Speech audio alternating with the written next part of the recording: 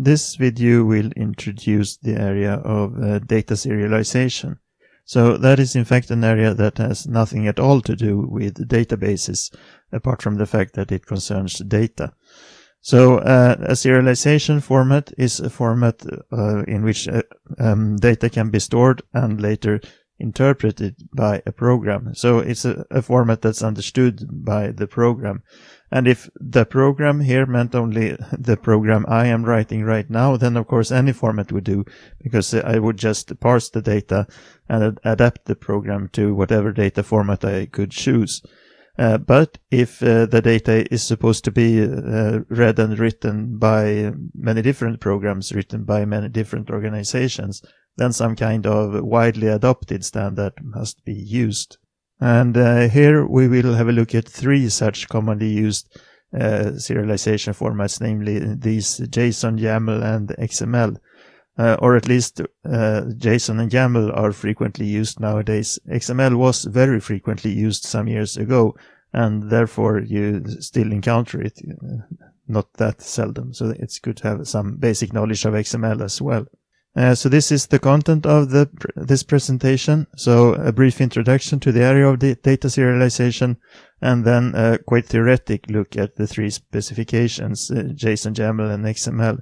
So I will give some insights into what the format looks like, and some specifics, what is specific to each format, and also some comments about the specification.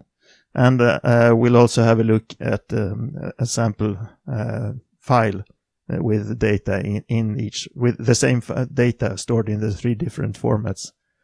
Then I'll try to conclude with some comments on which data is more appropriate when. This is of course quite subjective, but at least some comments on this. And finally, a closer look at some parts of the XML specification. So why more about XML, which is maybe the least used for newer applications? That is because the XML specification is really huge. So this short introduction will cover most of JSON and YAML, but this is only a tiny fraction of XML, which consists of many specifications. So therefore, I will also give some insight here into some of the more commonly used parts of other XML specifications.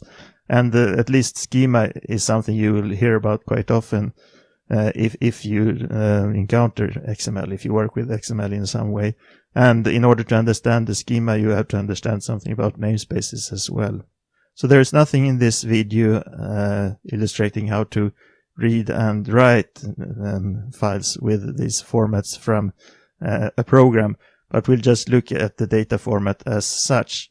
But it's quite easy to find APIs for reading and writing or any of the three formats of serialized data in any of the more commonly used programming languages. So it's not a big topic, a big issue, reading and writing data in these formats. Okay, let's move on to the introduction. So as I said previously, the standard for a serialization format tells how to read and write the data in that format.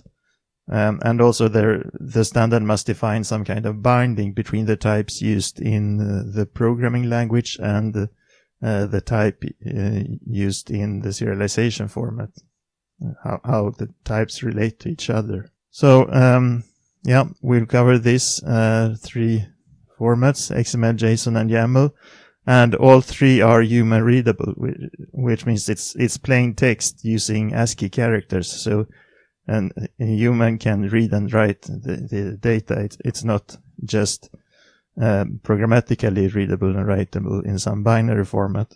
So all three have syntax rules which must be obeyed. It's not like optional to obey the syntax rules, but they are mandatory, and that is to make it easier to programmatically read and write these formats. So there are mainly two situations when we need data serialization, and that is in the first case when a human writes it and the program reads it, and that is typically a configuration file for the program. giving some settings for the program. I don't know, where the program could find some files, maybe the IP address of some server or whatever configuration is needed by the program. And the other case is when the program both reads and writes and there's no human interaction, and that is to transfer data between programs. So these are the situations when data serialization is typically used. Okay, so some examples. So this is the first short example of XML. So it describes two persons whose names are Stina and Ulla. So there's some kind of list. The persons tag here defines a list, and and the list consists of two persons, this person, and each person has a name. So this is how it could look like in XML. So note that these formats define not like how to store the particular data. Like there's nothing in the standard saying that there should be a person's tag or a person tag or a name tag. The standard says that there shall be tags which are limited by such angle brackets. And the standard says that there should be a start tag like this and an end tag like this, which has this slash. So the standard defines the syntax, not the content. In fact, JSON and YAML has nothing about content definition, but XML has optional content definition, and we'll have a look at that towards the end of the presentation.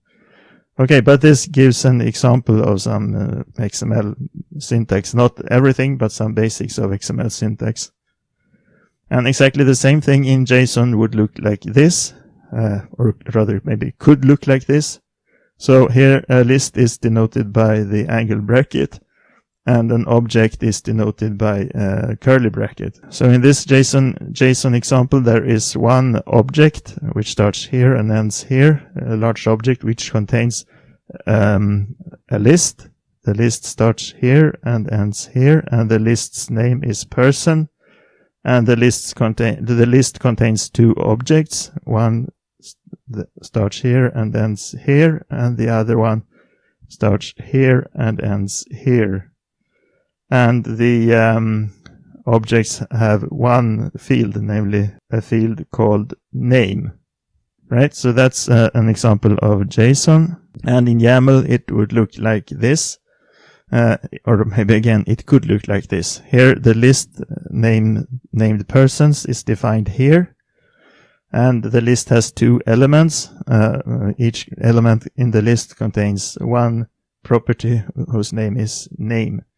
So here we see that elements of the list are denoted by the dash, and the fact that they belong to the list persons is specified with the spaces. There are two spaces here. So here we have three different syntaxes for specifying exactly the same thing. And quite typically we can see that YAML is shortest and XML is longest and JSON is somewhere in between. Right, so now let's have a somewhat closer look at JSON. So I sorted them here, JSON, YAML, XML, in order by length of the specifications, which should somehow state the complexity. So JSON has the shortest specification and XML has the longest specification. So JSON is short for JavaScript object notation. The specification has 16 pages. Not that the amount of pages is that important, but just to specify how big the specification is to compare with the other notation, other formats. The specification is owned by these two organizations, and ECMA is the organization that owns also the JavaScript specification. And in fact, the purpose of the goal of the JavaScript object notation is to be used exactly the same way as to specify an object in the JavaScript language. So JSON, well, like the other two, is human readable and machine readable. That's a goal of all these three specifications. Now let's have a look at some parts of the JSON syntax. Actually, the JSON syntax is so short and simple that this, what we're going to see now, is not the entire syntax, but a very big part of it. So data consists of name-value pairs like this. Here we have a variable called first name whose value is Olle. And the data is different data is separated by commas, and objects are denoted by curly braces. So here we see an object consisting of two variables, first name and last name, and the object starts here and ends here, and the two fields are separated by a comma. And arrays are denoted by angle brackets. So here we have two objects. One is here, one is here, and they are located in an array which starts here and ends here, and the array is called employees. And the data types are the same as in JavaScript, for example, string, integer, and Boolean. So this is most of the JSON syntax. Of course, the specification is 16 pages long, we just saw, and this is 1 page, so there's obviously more than this, but this is a very large part of what you'll actually see and need to know about the JSON specification. So now let's have a look at a slightly bigger JSON file. And there's a file representing a cookbook, which contains two recipes. So there's one object which contains all data in the file, the entire cookbook. There's no requirement in JSON to start with a curly bracket, but by doing that we define that everything is contained in one object. Otherwise the file would define more than one object. And the object contains a list, an array which has the name cookbook and starts here. And so there are two objects, first starts here and ends here. And the object is a recipe, which is called recipe 1. And it has some fields, nutrition, description, rating, image URL, and so on. Some of the fields are arrays. Some of the fields are maybe objects. No, there's no wrapped object, but it could have been a wrapped object if one of the fields would have started with a curly bracket. It would have been an object. Okay, so I'll also upload this sample file to the course web, so you can have a closer look if you wish. And this whole file is in JSON syntax, so we can see that it uses the syntax we have talked about. Next, let's have a look at YAML. So YAML means YAML ain't markup language. It has a recursive name. The specification is 84 pages long, so a bit longer than the JSON specification. You can find it at yaml.org, and interesting is that there is no organization behind YAML. It's just defined by those persons who have defined it. So the main goal of YAML is that it shall be easily readable by humans. It's a goal of YAML to have a syntax that is very similar to what a human person would use if they wrote the data. If you just took a note for yourself and wrote the data. And it's also, like all of them, human readable and machine readable. And now let's have a look at basic YAML syntax. So here I will show what you mostly encounter of YAML syntax, and it's quite simple. Then there are more things that are a bit more complex, but we will not cover them here, and they are not so often used. So a document begins with 3 dashes and ends with 3 dots. So there's like a start symbol and an end symbol as opposed to a JSON file. Comment is a hash.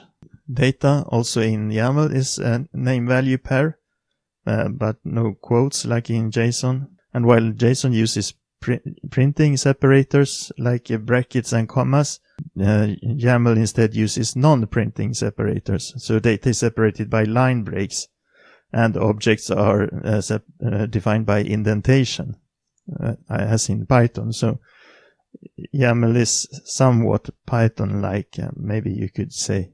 So all data, all name value pairs with the same indentation belong to the same object. There's no brackets or things like that denoting object start and end. So here we see that there is first one data not belonging to any object, who has the name and the value Stina Olsson. And then there's an object with 3 fields, and that object is called address. And the fields are street, zip, city, and they have these values. So we see that data is separated by line breaks, as for example here and here. And the object membership is defined by indentation. There's the same indentation, 2 blanks all the way here, which means these 3 fields belong to the same object. So YAML uses non-printing characters to denote the data, the limits where the data start and end. Array elements start with a dash, the minus sign. So here we have an array whose name is persons, and the array has 2 elements. There are 2 dashes, and they both have the same indentation, 2 blanks here, which means that they are 2 elements of the persons array. Later, if something is written here without an indentation, it does not belong to the persons array. And the indentation is 2 extra, here the dash and the 1 blank, and here 2 blanks. So this object has the 2 fields first name and last name, and this object also has 2 fields called first name and last name. And some examples of data types here. So while this was quite simple and easy to understand, the entire specification is much bigger. There are many other features in the specification which I will not cover here. Here are some examples. And while it's quite easy, or rather very easy, to find a YAML parser for this basic syntax, it can be hard to find a YAML parser supporting the entire specification. But often you don't need the things that are, or at least you can do without the things that are more complex than this basic syntax we saw here. So let's see an example of a slightly bigger YAML file. So here is the same cookbook as we saw in JSON previously. Yeah, well, and here is the start symbol for the entire data set. And further down at the end of the data, here is the end symbol of the entire data set. And yeah, we can see that it uses indentation. Okay, so there's the cookbook object, which has an element recipe 1 and an element recipe 2. And yeah, each element is an object. There's an extra indentation here, so all the fields belong to one data structure, namely an object, and there are the same fields as in the JSON example. Okay, so we can see that, as was the case with the basic small examples, the persons we saw in the beginning of the presentation, also here YAML is shorter than JSON. So the JSON file has 64 lines, while the YAML file has 58 lines. So data represented in YAML is normally shorter than the same data represented in JSON. And that is, of course, because JSON needs the extra lines for all the brackets that delimit data structures. Right, then let's move on to XML. So XML is short for Extensible Markup Language. And while the XML specification is only 55 pages, which is less than the YAML specification, the entire XML ecosystem consists of many specifications and I don't know, but I would guess thousands of pages. Which of course it is not just bad, because it also means that you can do many things. So as was said, there are other specifications as well. And here in this presentation, we'll have a short look at the schema definition, which defines the content, not just the syntax, but the semantics, the content, the meaning of the XML document. And the namespace, yeah, which basically is a definition of namespaces and is used by the schema definition. So that's why we also need to have a look at the quite short namespace specification. So these are several hundred pages, just these two. And then there are many more specifications for handling XML documents, not for writing them, but handle them.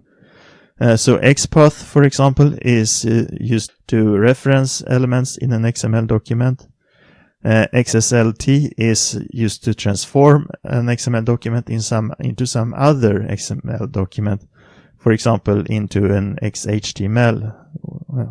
So XHTML, as you know, is a version of the HTML standard and can be used to present the contents of an XML document. Then there's XQuery, which is a query language for XML files, a bit like SQL for XML, you could say, which uses XPath. XPath was used to select information, and the XQuery is used to query the XML file for data using XPath to identify which part of the XML file you're looking for. Xlink is used to define links within and between different elements in an XML document. And there are many more than these. These are just some examples of further XML standards defining standardized ways to handle the contents of an XML document. So the XML word is a really big ecosystem. Right, so now let's have a look at XML syntax. So first there are the low-level rules, which apply to all XML documents, and which are of the same kind as the JSON and YAML specification that we have seen defines how to delimit data, how to separate one set of data from another set, how to separate data structures, and so on. But then there's something more in XML that does not exist in JSON and YAML, and that is a way to define the allowed content, the allowed data. In a JSON or YAML document, you can place any kind of data, any data with any name and any object. It's just free text. And you can use XML that way, but you can also define which data is allowed. Say, for example, that if you have a list of persons, you can write a schema telling that there must be a list called persons, and that list must have at least one, say, or 0 or any number or whatever, some defined number of persons, and each person must be called person. And you can define that each person must consist of, for example, the first name and the last name and an address, and the address must consist of street, city, and zip, and so on. So you can define which data is allowed, which data is optional, which data is mandatory, and data formats, and so on. And that can, of course, be useful. Then we are sure that each file has exactly the content we want it to have. It cannot happen that somehow some part of the content is forgotten. Okay, so now we'll first have a look at part 1, the general low-level rules corresponding to what we've seen in JSON and YAML. Then later, towards the end of the presentation, there will also be a brief introduction to XML schema, how to define the allowed content. Okay, so the step 1, the first part of XML syntax, the low-level rules. So XML states that we must have the data defined by tags. So tags have this syntax with opening tags and the closing tags containing the slash, and everything together is an element. And the element has a content, which is the thing between the opening tag and the closing tag.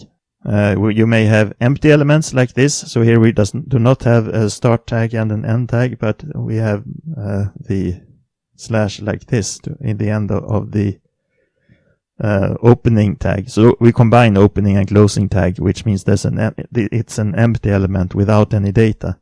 What's the meaning of that, you might ask? Well, you can use it to define something. If this element exists, it's like a boolean. Instead of writing optional equals true, you can just write optional, and if the element is there, that data is true. For example, that could be one way of using it.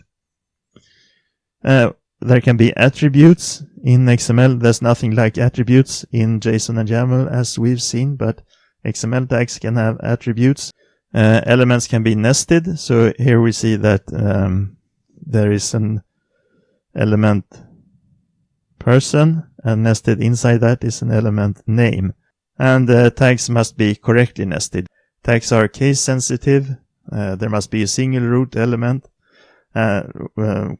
So in JSON, there was not the requirement that the whole file is wrapped in an object. In YAML, there's also not that requirement, but YAML requires the opening and closing symbols of the data. And XML requires that the whole data set is wrapped in one object, or we should not say object, but one root element. So the data set must start with one tag, and that the start tag must be closed on the last line of the file. XML documents must start with this XML declaration defining version and character encoding of XML itself. So these are the basic rules of the basic syntax rules of an XML document, and if all these are met, we say that the XML document is well formed. A look at the XML. And as I said, YAML was shorter than JSON, and JSON is shorter than XML normally. So this has 64 lines, and the XML file has 74 lines. Okay, here we can see that the first line is this definition of the XML language, XML version itself, and character encoding as was required. And it starts with the start tag cookbook, which is closed on the last line as is required. The last line of the data, of the content, not of the file. The blank line here doesn't matter. And we can see that this opening tag has some attributes here, and the attributes are mainly concerned with the schema, which defines the allowed content of this cookbook, of this XML document. And there are two recipes. One starts here, ends there, and then the second one starts here and ends there. So the content is exactly the same as was the case in the JSON and YAML files. There are some lists here, and we can see that the list starts with li. Each list element starts with li, but it's by no means required to start a list element with the li tag and end it with the closing li tag. That's just the syntax used in this particular file. So there is in fact not the concept of list in the XML specification, but instead we should say that there are two nested elements in the description element and two nested elements in the ingredient element and so on. Here there are 6 nested elements in the ingredient element. So the fact that they belong to kind of list, even though we shouldn't use the word list, but they are grouped together, is defined in XML by the fact that they are all nested inside the same element, ingredient. Okay, and later we'll also see how the allowed content of this thing is defined in a schema. So then let's wrap up this discussion and compare the 3 different formats.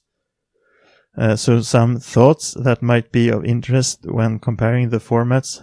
This is of course subjective, but it's a goal of the YAML specification to be very easily readable for humans and to be close to how a human would write a plain text document. Another thing to consider is that it might be hard to find the YAML parser that follows the entire specification correctly. But on the other hand, that might not be required. You can use just the parts of the YAML specification that are supported by a parser you can find. This, I think, is an interesting fact. YAML uses, as we've seen, non-printing characters to define structure. And I think that might be hard to read in long documents, especially if you read it in some sense, some situation where line breaks are not respected. Say, for example, that it's sent over the net and you read it in some kind of network analyzing tool and you just see the line break as an ASCII character instead of an actual line break in a file. That would make it quite hard to read. Okay, but you can claim that also a JSON or XML file is hard to read if it's unformatted. So this is, as many other things, this is a matter of taste, but it's an important difference anyway. As we said, there is normally a difference in size, which perhaps mainly is of interest if we transfer the data over the network and have some requirements on network traffic, want to limit network traffic. XML is special to the others in the sense that, as I said, it's possible to define which content is allowed, which fields must be there, and we'll have a look at how to do that soon. Also, an interesting fact about JSON is that it does not allow comments. In YAML and XML you can write comments, but in JSON you cannot. Is this subjective? I don't know, but it's a goal of JSON to be easy to parse and generate, at least if you write JavaScript, since JSON syntax is actually valid JavaScript syntax. Right, so those were some things to consider, some differences between the three different standards. But I think we should not deny the fact that there's a lot of fashion in this as well. Some become more popular just because they are more popular. There's more talk about them, and there's more hype, and more people use them, and they become popular, and this changes over time. XML was extremely hyped and popular 20 years ago maybe. JSON had its period in the flashlight, and now I'd say that YAML is the more popular one, the more hyped one of these. Okay, now it's time to choose. Which one shall we use? Dang, dang, dang, dang, dang, dang. No, of course, this is very subjective, and it's very much a matter of taste. Here's just one possible advice. It's partly my thinking, but not only my thinking. Many people reasoning the same way. Okay, but this advice says to use YAML for files written by humans and read by computers because it's easy to write for humans. It's hard for humans maybe to keep track of, to get all the brackets right when using JSON, for example, and use JSON for files that are both read and written by computers, because perhaps it's easier to find the JSON parser than to find the YAML parser, at least one that meets the entire specification. Well, that's also subjective, but if you get the file with a bit less formatting, not so good formatting, emitted from a program, and you want to read it to check its contents, then perhaps it's easier if you use printing instead of non-printing characters to delimit data. And finally, be reluctant to use XML, but XML might still be a reasonable choice if we have the need to define the legal content, which cannot be done with JSON and YAML, or if we have the need of some of the more advanced XML functionality, then XML might be of interest. This was an attempt to give an advice, but of course it's very subjective. But okay, what I should say is to be aware of these things that I mentioned previously, and not base the decision of which one to use just on which is more fashionable for the moment, but consider these actual differences between them. Make an informed decision. That's the real advice. That's most important.